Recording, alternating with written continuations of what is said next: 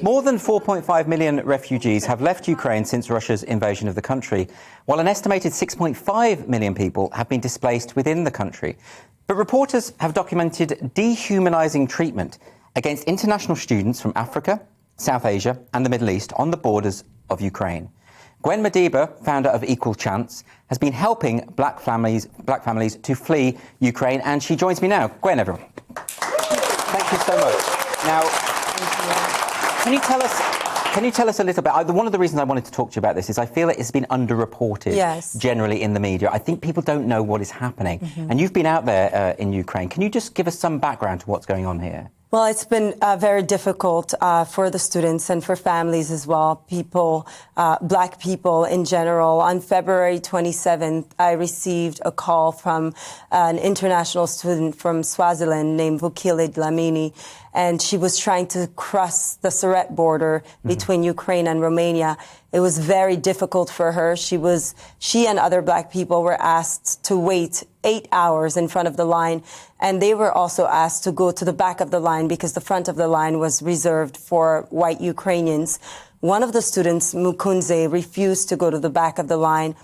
He was severely beat up by a border agent who broke his shoulder. So that was the first incident where I felt helpless. You know, I was on the phone listening to Vukile, hearing Mukunze cry, and I thought to myself, we need to do something. This cannot be real. And then when I went on Twitter, I saw a young man, Samto Ora, who had also documented via videos the inhumane treatment of black people at the border.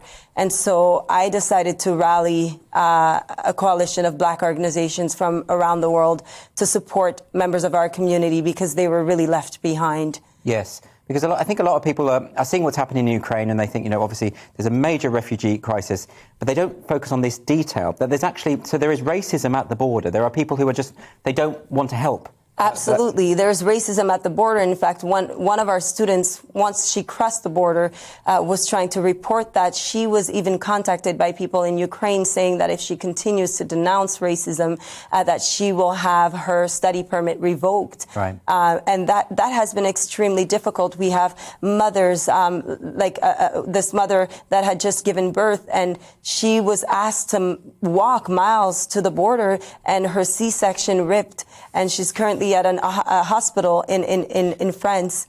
So why is it, do you think, that people aren't reporting much on this? Is it because no one wants to paint Ukraine in a bad light or suggest there are problems amongst Ukrainian soldiers? I mean, it might be this, but it might be that people just don't care and don't want to talk about these stories. And this is why it's important to have spaces like this. And this is why I'm really grateful to even be able to sit here today and for you folks to give me the opportunity to share the stories of many, many community members. I think it's very important. And so you've set up this group, Equal Chance, and this is a relatively recent development. Well, Equal Chance always existed. Right. So it's the Global Black Coalition that I co-founded with Vukile Dlamini, this young student.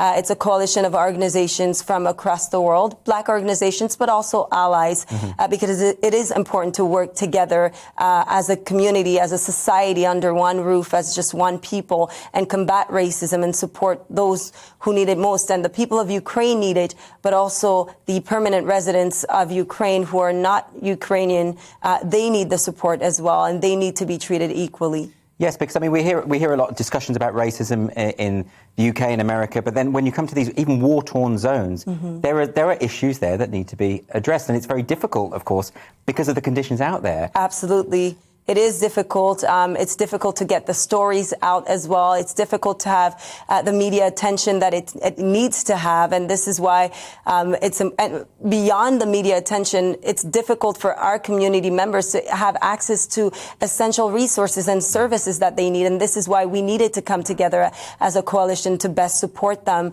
And this is why we need to keep advocating for them, because when we look at some countries in Europe, they're not welcomed. Many of our community members are not welcome there. We're looking at some of them who are applying for an S permit in Switzerland, where Society Moko, one of our coalition members, are working hard to support them.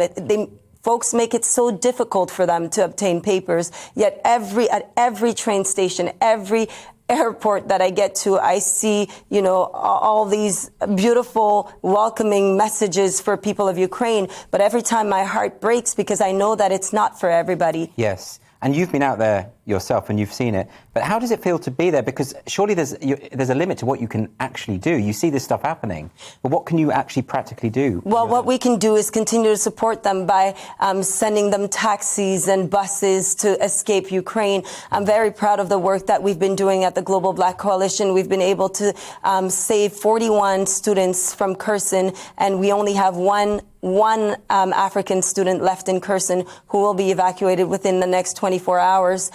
Folks can support us as of tomorrow. globalblackcoalition.org will be live, and people will be able to go and donate through Global Giving, which is a platform that we're now using to help with the relocation of members of the community.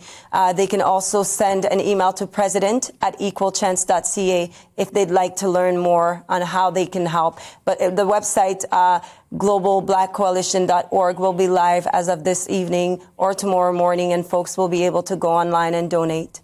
Well, I think it's a really, really important cause, and I think you're doing wonderful work to Thank you so bring much. it to light. So thank you very much, Gwen Madiba. Thank you for having me. Thank you.